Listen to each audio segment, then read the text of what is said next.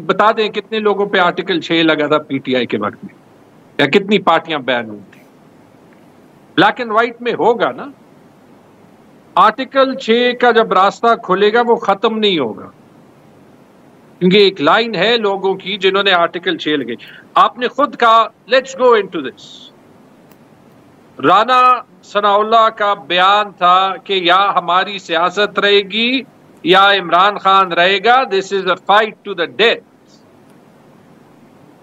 सच कहा था उन्होंने, क्योंकि इनके लिए ये अभी वही है।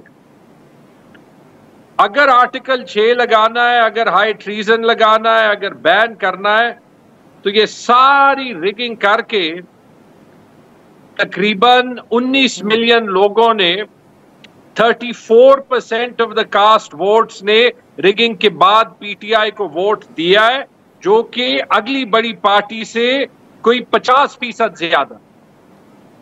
तो सबसे पहले तो इन सब पे आर्टिकल 6 लगाएं कि आपने जुर्रत कैसे की, जब हम 2 साल पीटीआई को दबा रहे थे, प्रेस कॉन्फ्रेंसेस कर रहे थे, जबरी गुमशुदगियां कर रहे थे, प्रोपेगेंडा कर रहे थे, खवातीन को जेल में डाल रहे थे, आपने जुर्रत कैसे की इमरान खान को वोट डाल के।